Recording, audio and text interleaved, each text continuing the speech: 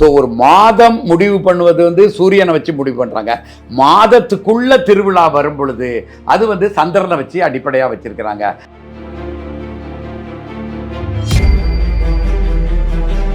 அப்போ ஒரு வருடம் முடிஞ்சு திருப்பி அடுத்து தை மாதம் வரும் பொழுது திருப்பியும் பழைய அதே இடத்துக்கு சூரியனை பொறுத்தளவில் பூமியானது பழைய அதே இடத்துக்கு போன வருஷம் எந்த இடத்துல இருந்துச்சோ அதே இடத்துக்கு வந்துடும். இந்த ரெண்டு பூமிக்கு இந்த ரெண்டு சுற்றையும் தாண்டி இன்னொரு சுற்று இருக்குது. அதற்கு பேர் வந்து அச்சு பிறழ்வுன்னு சொல்லுவாங்க. ஒரு சுத்து முடிக்கிறதுக்கு 25,772 வருடங்கள் ஆகுது. 27வது ஆண்டு நாங்கள் நாட்காட்டி அச்சிட்டு இருக்கிறோம். 43,73,127வது ஆண்டு இப்போ நடக்குது. இதை கனெக்ட் பண்ணி நாங்கள் அன்னைக்கு சொன்னதில்லை. அன்னைக்கு சொன்னதை இன்றைக்கு இருக்கிற நாசா கொடுக்குற தகவல்களின் அடிப்படையில் இந்த சூரியனை அடிப்படையாக வைக்கிறது எந்த நாடு உலகத்தில் பல நாடுகள் வைத்திருக்கின்றன. எல்லாமே தை மாதத்தை அடிப்படையாக தான் இருக்கும். நம்ம சந்திரனை அடிப்படையாக வைக்கிறது அறிவுபூர்வமாக விஞ்ஞானபூர்வமாக தவறுன்னு வச்சோம். ஏன்னா ஒரு வருஷத்துக்கு அதில் 365 நாளே கிடையாது, 355 நாள் தான் இருக்குது. முறை சித்திரையை சொல்லுது. அது வந்து அன்சைன்டிஃபிக் என்ற விஞ்ஞானபூர்வமாக ஏற்றுக்கொள்ளவே முடியாத ஒரு கணக்கு. நான்காம் தூண் நேயர்கள் அனைவருக்கும் வணக்கம். இன்று நம்ம நிகழ்ச்சியின் சிறப்பு விருந்தினர் இந்து வேத மறுமலர்ச்சி இயக்கத்தின் தலைவர் சித்தர் மூங்கிலடியார் அவர்கள் இணைந்துள்ளார். வணக்கம் சார். வணக்கங்க. தை பிறந்தாலே நம்ம தமிழர்களுக்கெல்லாம் இன்னொரு சர்ச்சையும் வந்து ஞாபகம் வருது. தை மாசமா இல்லை இது சித்திரை மாசமா அப்படின்ற கேள்வி வந்து பரவலாக வந்து வருஷம் இந்த ஜான்வரி மாதத்துல வந்து வருது சார். சித்தர்கள் வழியில இது உண்மையான தமிழர் புத்தாண்டு அப்படின்றது எந்த மாதத்துல வருது சார்? இந்த தை மாதமா சித்திரை மாதமாங்கிறதுக்கு போகிறதுக்கு முன்னாடி தமிழர்கள் எப்படி விஞ்ஞானபூர்வமாக இந்த நாட்காட்டி முறையை கையாண்டாங்கங்கிறத நம்ம பார்க்கணும். தமிழர்கள் எப்படி வச்சாங்கன்னா ஆண்ட 12 மாதங்களாக பிரித்திருக்கிறாங்க. உலகத்தில் பல நாட்காட்டிகள் இந்த 12 மாதத்தில் தான் அடிப்படையாகி இருக்கிறது. இதில் தமிழர்கள் எப்படி பிரித்தாங்கன்னா ஒவ்வொரு மாதம் தமிழ் மாதத்தின் ஒவ்வொரு நாள்லையும் ஒரு ராசிக்குள்ள சூரியன் நுழையும். அந்த மாதத்தின் கடைசி நாளில் சூரியன் ராசி அந்த ராசியிலேருந்து வெளியே வந்துடும். அடுத்த மாதம் வந்துடும் இல்லையா, அதுக்கு அடுத்த நாள் அடுத்த மாதத்தில் அடுத்த ராசிக்குள்ளே நுழையும். இப்படியே சுற்றி வர்றது தான் 12 ராசிகள். அப்போ ஒரு வான மண்டலத்தை 360 டிகிரியாக பிரித்து 12 ராசிகளாக பிரிச்சிருக்காங்க. அப்போ ஒரு வருடம் முடிஞ்சு திருப்பி அடுத்து தை மாதம் வரும் பொழுது திருப்பியும் பழைய அதே இடத்துக்கு சூரியனை பொறுத்தளவில் பூமியானது பழைய அதே இடத்துக்கு போன வருஷம் எந்த இடத்துல இருந்துச்சோ அதே இடத்துக்கு வந்துடும். ஆச்சா. ஆனால் இதில் தான் தமிழர்கள் என்ன செய்யணும், வெறும் சூரியனை அடிப்படை பண்ணாமல் அதுக்குள்ள திருவிழாக்கள் வருது இல்லையா. இப்போ வந்து சதுர்த்தி அப்படின்னா வளர்பிறை சதுர்த்தி இருக்குது, தேய்பிறை சதுர்த்தி இருக்குது, பிள்ளையார் சதுர்த்தி எல்லாம் நம்ம கொண்டாடணும்னா சதுர்த்திங்கிறது அந்த மாதத்தில் ஆவணி மாதத்தில் இருக்கிற வளர்பிறை 4வது அந்த அமாவாசை முடிஞ்சு 4வது நாள் வந்து சதுர்த்தி. அப்போ 4வது நாள் எதை வச்சு வருது? சந்திரனை வச்சு வருது. ஸோ ஒரு மாதம் முடிவு பண்ணுவது வந்து சூரியனை வச்சு முடிவு பண்ணுறாங்க. மாதத்துக்குள்ள திருவிழா வரும் பொழுது அது வந்து சந்திரனை வச்சு அடிப்படையாக வச்சிருக்கிறாங்க. அப்போ மொத்தத்தில் பார்த்தீங்கன்னா சூரியன் சந்திரன் பூமி மூணுமே இப்போ பிள்ளையார் சதுர்த்தி வச்சிருக்கிறோம். ஆவணி மாதம் சதுர்த்தி, வளர்பிறை சதுர்த்தியில் பிள்ளையார் சதுர்த்தி வச்சோன்னா சூரியன் சந்திரன் பூமி இந்த மூணுமே போன வருஷம் எங்கே இருந்ததோ அதே இடத்துல இப்பவும் இருக்கும். நீங்க இப்போ இப்படி சொல்றீங்க சார். ஆனா சித்திரை மாசம் அப்படின்றது வந்து மேஷ ராசிக்குள்ள தான் நுழையுது அப்படின்ற ஒரு கருத்தும் வந்துட்டு இருக்கு. அப்ப சித்திரை மாசம் மேஷ ராசிக்குள்ள நுழையுதுன்னா அதுதானே இப்ப தமிழர் புத்தாண்டா இருக்கு. இதுதான் அந்த மேட ராசி. அதாவது சித்திரை தான் புத்தாண்டுன்னு சொல்றவங்க என்ன சொல்றாங்க, மேஷ ராசி தான் முதல் ராசி. அந்த முதல் ராசிக்குள்ள எப்ப நுழையுது? சித்திரை 1ஆம் தேதி தான் நுழையுது. அப்படின்னா என்ன அர்த்தம்? சூரியன் அந்த உதிக்கும் போது பார்த்தீங்கன்னா பின்னாடி மேஷராசி இருக்கும் 1ஆம் தேதி சித்திரையில். அப்படி இருக்கும்.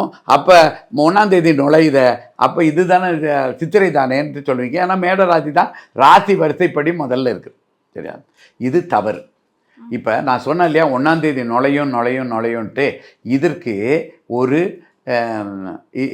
இது இப்போ இன்றைய தேதியில் அதை மாதிரி நடப்பது இல்லை. உண்மையிலேயே நீங்கள் பார்த்தீங்கன்னா சித்திரை மாதம் 1ஆம் தேதி மேசராசிக்குள்ளே நுழையணும்ல. உண்மையிலே பார்த்தீங்கன்னா பங்குனி மாதம் 6ஆம் தேதி, அதாவது 24 நாட்களுக்கு முன்னாடியே மேசராசிக்குள்ளே நுழைஞ்சிருது. அதான் இப்போ ஏன் இப்படி நகருங்கிறதுக்கு ஒரு ஒரு அறிவியல் பூர்வமான ஒரு காரணம் இருக்கிறது. என்ன காரணம்னா, நீங்கள் பாருங்கள், பூமி வந்து சூரியனுக்கும் பூமிக்கும் உள்ள நகர்வு எப்படி இருக்குன்னா 2 மாதிரி சுற்றுதுன்னு சொல்லுவாங்க. ஒன்று வந்து பூமியை சூரியனை சுற்றி வர்றது வந்து ஒரு ஆண்டு, தன்னைத்தானே சுற்றி கொள்வது வந்து ஒரு நாள். இந்த 2 பூமிக்கு இந்த 2 சுற்றையும் தாண்டி இன்னொரு சுற்று இருக்குது.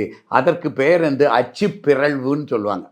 அந்த அச்சு பிறழ்வு என்னென்னா, இப்போ எப்படி இருக்குன்னு பாருங்களேன். நீங்கள் ஒரு பம்பரை பார்த்துருக்கீங்களா? பம்பரை சுற்றி விட்டிங்கன்னா ஒரு ஆணியில் அப்படியே நின்றுட்டு இருக்கோம். அது நின்றுக்கிட்டே தான் இருக்கும். அது சுற்றுற மாதிரியே தெரியாது, வேகமாக சுற்றிக்கிட்டு இருக்கோம்.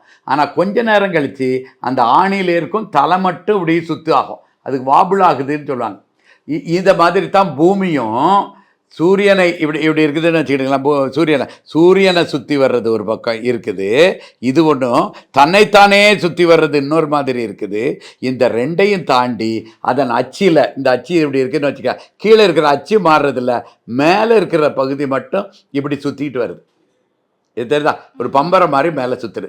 இப்படி சுற்றுறதுனால இது வந்து ரொம்ப மெதுவாக சுற்றுது. ஒரு சுற்று முடிக்கிறதுக்கு 25,772 வருடங்கள் ஆகுது. 25,772 ஆண்டுகள் ஆகுது. ஆனால் தான் இதை யாருமே ஒரு குறிப்பிட்ட இதை சுற்றிலே கணக்கிலே எடுத்துக்கிட்டது கிடையாது. வருடத்துக்கு ஒரு தடவை இது சுற்றிடுது, சூரியனை சுற்றி வந்துடுது. தினமும் 24 மணி நேரத்தில் தன்னைத்தானே சுற்றிக்கிடுது. இது ஒரு தடவை அந்த அச்சு பிறழ்வில் சுற்றி வர்றதுக்கு 25,772 வருடங்கள். இது வந்து நாசா போட்டு கொடுத்த கணக்கு. இவ்வளவு நாள் ஆகுது. இப்படி இருக்கிறதுனால என்ன ஆகும்னா, ஒவ்வொரு 72 வருடங்களுக்கும் ஒரு தடவை என்ன ஆகுன்னா, ஒரு நாள் முன்னாடி சூரியன் உதிக்க ஆரம்பிச்சிடும். அந்த மேசராசியில் நுழையுன்னு சொன்ன பார்த்தீங்களா, 72 வருடங்கள். இன்னைய தேதியில் பங்குனி 6ஆம் தேதி நுழையுதுன்னு சொன்ன இல்லையா மேடராசிக்குள்ள. இன்னும் 72 வருடங்கள் கழிச்சு பங்குனி மாதம் 5ஆம் தேதியே நுழைஞ்சிடும். இன்னொரு 22 வருஷம் கழிச்சு பங்குனி மாதம் 4ஆம் தேதியே அது நுழைஞ்சிடும். கிட்டத்தட்ட ஒரு 3000 ஆண்டுகளுக்கு முன்னாடி இது வந்து சரியாக உள்ள நுழைஞ்சிக்கிட்டு இருந்தது. 3000 ஆண்டுகளில் இந்த 26 நாள் தட்டு. அப்போ 1ஆம் தேதி அன்னைக்கு மேடராசிக்குள்ளே நுழையலை. 24 நாளே முன்னாடி நுழைஞ்சிச்சுது. அப்போ மேடராசிக்குள்ளே நுழையுதுன்னு கணக்கு போடுறது தவறான முறையாகும். இந்து மதத்தின் நாட்காட்டி மட்டும்தான் 43,73,127வது ஆண்டு நாங்கள் நாட்காட்டி அச்சிட்டு இருக்கிறோம். 43,73,127வது ஆண்டு இப்போ நடக்குது. ஆச்சா, இப்போ இவ்வளவு பெரிய வரும்போது 25,000 ஆண்டுங்கிறது மற்ற கேலண்டரை பொறுத்தளவில் ஒரு பெரிய எண்ணிக்கை இருக்குது.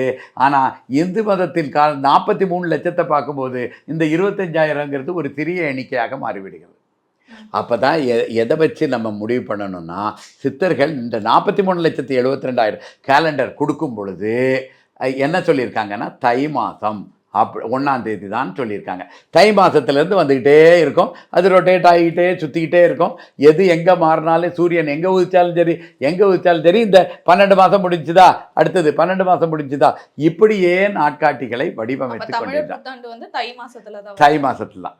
நீங்கள் வந்து இப்போ 43 லட்சம்னு சொல்கிறீங்க சார், அப்புறம் தை மாதம்னு சொல்கிறீங்க. இது ரெண்டும் வந்து விஞ்ஞான பூர்வமாக வந்து ஒத்து வருதா சார், இந்த 43 லட்சமும் தை மாதம்? நல்லது.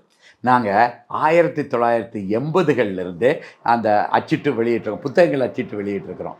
அப்போவே சொல்லியிருக்கோம், அப்போ வந்து 43,73,081வது ஆண்டு. 1980 அப்படி தான் போட்டோம். 81வது ஆண்டு. 1990னா 43,73,091வது ஆண்டு அப்படிங்கிறது கணக்கு நாங்கள் சொல்லிக்கிட்டே இருக்கிறோம். அப்போ பழைய புத்தகங்கள் 50 வருடங்களுக்கு முன்னாடி இருக்கிறதே இந்த கணக்கு இன்றைக்கு சொல்லக்கூடிய கணக்கில் ஒன்று. நாசா வந்து ஒரு 15 வருடங்களுக்கு முன்னாடி தான் இந்த துல்லியமான கணக்காக 25,772 வருடம்னு சொன்னேன் இல்லையா. அப்படிங்கிறத நாசா இப்போ ஒரு 15 வருடங்களுக்கு முன்னாடி தான் வலைத்தளங்கள் மூலமாக, அது நாசாவுக்கு ஏற்கனவே தெரியும், ஆனால் வலைத்தளம் மூலியமாக இப்போ எல்லாம் வெளியே வந்தது வந்து ஒரு 15 வருடங்களுக்கு முன்னாடி. இன்றைக்கு வந்து நம்ம மார்கழி மாதம் 7ஆம் தேதி உத்தராயணம் ஆரம்பிக்குதுன்னு சொல்கிறோம். பங்குனி மாதம் 6ஆம் தேதியே மேடராசிக்குள்ள நுழைஞ்சிருதுன்னு சொல்லிடுறோம் இல்லையா. இப்போ இதில் 72 நாளைக்கு ஒரு நாள் தள்ளி தள்ளி தள்ளி வச்சிங்கன்னா, அதாவது 25,772ங்கிறத வச்சு பின்னாடி தள்ளி தள்ளி தள்ளி போய் பார்த்தீங்கன்னா, ஆரம்பம் நாட்காட்டி ஆரம்பம் 43,73,127ல் வருஷம் ஒன்று இருக்கு இல்லையா, பின்னால் போய் போய் போய் போய் பார்த்து அப்படியே கணினி வச்சு பொருத்தி பார்த்தோம் என்றால் சரியாக தை மாதத்தில் வருது. ஒரு 12 நாட்கள் வேறுபாடு வருது, அவ்வளோதான். இது 43 லட்சம் வருடங்களில் 12ங்கிறது ஒரு சாதாரணமானது. இதெல்லாம் நாசா போட்ட கணக்கெல்லாம் இப்போ வந்தது. நாங்கள் 1980லேருந்தே புத்தகங்கள் வெளியிட்டிருக்கிறோம். அதனால் இதை கனெக்ட் பண்ணி நாங்கள் அன்னைக்கு சொன்னதில்லை. அன்னைக்கு சொன்னதை இன்றைக்கு இருக்கிற நாசா கொடுக்குற தகவல்களின் அடிப்படையில் கணினியில் பொருத்தி பார்க்கும்போது சரியாக தை மாதத்துங்கிறது வந்துடும். நீங்க சொல்றதெல்லாம் பாத்தீங்கன்னா சாமானிய மக்களுக்கு இது புரியுமான்னு தெரியல சார். ரொம்ப குழப்பமான ஒரு பதிலா இருக்கு. இதை விட எளிமையான முறையில எங்களுக்கு புரிய வைக்க முடியுமா சார்? ஏதாச்சும் காரணம்ன்றது நீங்கள் அடிப்படையில் ஒன்று வச்சுக்கிடுங்க. இந்த சூரியனை அடிப்படையாக கொண்ட கேலண்டர்லாம் இருக்குது இல்லையா, நாட்காட்டிகள்லாம் இருக்குது இல்லையா, அது எல்லாமே எதை வச்சு இருக்குதுன்னா இந்த தை மாதத்தை 1ஆம் தேதியாக வச்சு தான், அதை ஒட்டி தான் இருக்கும். நீங்கள் மேற்கத்திய நாடுகள் எல்லாம் பாருங்கள், ஜனவரி 1 எதை வச்சு வர்றாங்க, அவங்க சூரியனின் அடிப்படையில் வச்சுருப்பாங்க. அந்த சூரியனின் அடிப்படையாக வச்சவங்க எல்லாருமே ஜனவரி 1ங்கிறது தை மாதம் 1 ஒட்டி தான் இருக்கும். அதனால் இந்த சூரியனை அடிப்படையாக வைக்கிறது எந்த நாடு, உலகத்தில் பல நாடுகள் வைத்திருக்கின்றன, எல்லாமே தை மாதத்தை அடிப்படையாக தான் இருக்கும். சரி, சந்திரன் அடிப்படையாக வச்சிருக்கிறது எல்லாமே இந்த ஏப்ரல் மாதத்தை ஒட்டி இருக்கும். சைத்திர மாதம்பாங்க, அந்த சித்திரையில் இருக்கும். நம்ம சந்திரனை அடிப்படையாக வச்சிருந்து அறிவுபூர்வமாக விஞ்ஞானபூர்வமாக தவறுன்னு வச்சோம். ஏன்னா ஒரு வருஷத்துக்கு அதில் 365 நாளே கிடையாது, 355 நாள் தான் இருக்குது. எல்லா வருடங்களுக்கும் சில வருடங்களுக்கு 12 மாதங்கள் இருக்கும் சந்திரன் அடிப்படையான மாதம் வச்சா, சில வருடங்களுக்கு 13 மாதம் இருக்கும். இப்படியெல்லாம் ஒரு விஞ்ஞானபூர்வமாக இல்லாத நாட்காட்டி முறைகள் தான் சித்திரையை வைத்திருக்கு. இதே வைக்கலாம். சூரியன் அடிப்படையாக இருக்குதா, எல்லாமே தை மாதத்தை ஒட்டி தான் இருக்கும். சந்திரன் விஞ்ஞானபூர்வமாக கிடையாது, அறிவுபூர்வமாக அது ஏற்றுக்கொள்ளவே முடியாது. 365 நாளே இருக்காது. சில மாதம் சில வருஷத்தில் 12 மாதம் வைப்பாங்க, சில வருஷத்தில் 13 மாதம் வைப்பாங்க. ஆனால் அந்த முறை சித்திரையை சொல்லுது. அது அன்சைன்டிஃபிக் அண்ட் விஞ்ஞானபூர்வமாக ஏற்றுக்கொள்ளவே முடியாத ஒரு கணக்கு. ஆனால் அதை நம்ம விட்டு தள்ளிடலாம். இதை வச்சு நம்ம புரிஞ்சுக்கலாம். எங்கள் சந்தேகங்கள் நிறைய நீங்கள் தீர்த்து வச்சிருக்கீங்க சார். இதே மாதிரி தொடர்ந்து பல விஷயங்கள் பேசுவோம். நன்றி சார். நன்றி.